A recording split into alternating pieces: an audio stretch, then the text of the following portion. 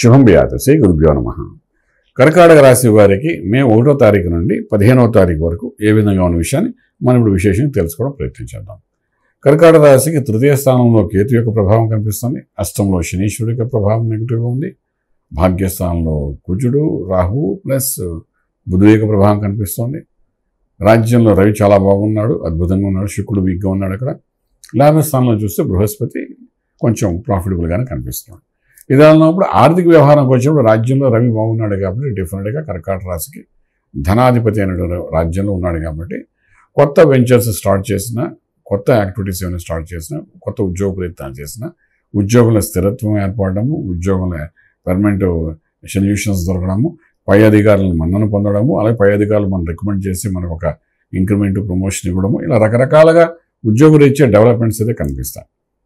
అలాగే వ్యాపారం చేసుకునే వాళ్ళు కూడా ఎస్టాబ్లిష్మెంట్ అవ్వడం, చక్కగా ఒక బ్రాంచ్ ఓపెన్ చేయడం, ఇంకో బ్రాంచ్ పెట్టడం, ఇంకోటి ఎక్స్ట్రా పెట్టడం, ఇలాంటి వాటిలో కూడా సక్సెస్ అవ్వడం, ఇవన్నీ కూడా మనకు బాగానే కనిపిస్తాయి.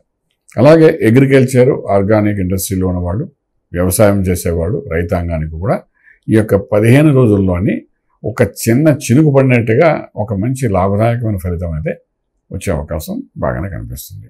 ఇది ఒక పక్కన పెట్టుకుంటే, రెండో పక్క మనకు చదువుకోవడానికి వెళ్ళాలనుకున్న విద్యార్థులకి అన్ని రకాల అనుకూలత కనిపిస్తుంది. ప్రయత్నాలు లోపం లేకుండా మొదలుపెట్టండి. అలాగే విదేశాలకు వెళ్ళి సెటిల్ అవ్వాలనుకున్న వాళ్ళు కూడా అనుకూలమైన వాతావరణం కనిపిస్తుంది. ప్రయత్నం చేసుకుంటూ ముందుకెళ్ళండి, సక్సెస్ అనేది కనబడుతుంది. ఇవన్నీ ఒక రకంగా ఇంపోర్ట్ ఎక్స్పోర్ట్ వ్యాపారాలు చక్కటి అనుకూలంగా కనిపిస్తున్నాయి.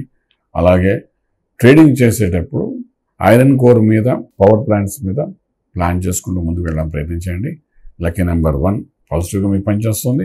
అలాగే ఇక్కడ శుభకార్యానికి చేసే ప్రయత్నాలు, అంటే వివాహం కోసం మధ్యవర్తిత్వం వహించడం కానీ, దాన్ని ఇనిషియేట్ చేయడం కానీ, ఇటువంటివి చేయండి, ఫలితం అయితే కనిపిస్తుంది. అలాగే రిజిస్ట్రేషన్స్, అలాగే గృహప్రవేశం కాకపోయినప్పటికీ ఇల్లు కొనడాలు, అటువంటి అమ్మడాలు, ట్రేడింగ్ చేసే వాళ్ళకి మంచి లాభదాయకం కనబడుతుంది. రాజకీయ రంగంలో ఉండే వాళ్ళకి ఒక గౌరవాన్ని బలహీనపరిచినట్టుగా జరుగుతుంది. బట్ ఓవరాల్గా తీసుకుంటే న్యూట్రల్గానే ఉంటుంది తప్ప పెద్ద ఎదుగుదలగా మనకు కనిపించదు. ఫిల్మ్ ఇండస్ట్రీ ఉండే వాళ్ళకి ఇన్వెస్ట్మెంట్ చేసిన దానికి రిజల్ట్ కొంచెం న్యూట్రల్గానే వస్తుంది, కానీ భయపడక్కర్లేదు. మనకు ఈ 15 రోజుల్లో కొత్త ఫిలిమ్స్ రిలీజ్ చేయకుండా ఉండగలిగితే బాగుంటుంది, నష్టపోకుండా ఉండే అవకాశం అయితే బాగా కనబడుతుంది. తర్వాత ఆరోగ్య విషయానికి వచ్చినప్పుడు అష్టమ స్థానంలో ఉన్న శనీశ్వరుడు, భాగ్యంలో కుజుడు, రాహు, అలాగే రాజ్యంలో రవి.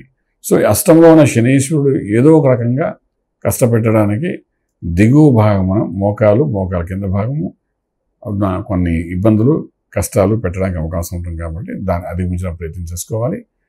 ఇక్కడ మేధా దక్షిణామూర్తి మంత్రాన్ని సాధన చేయండి. గురుబలాన్ని పెంచుకోవడం ప్రయత్నం చేయండి.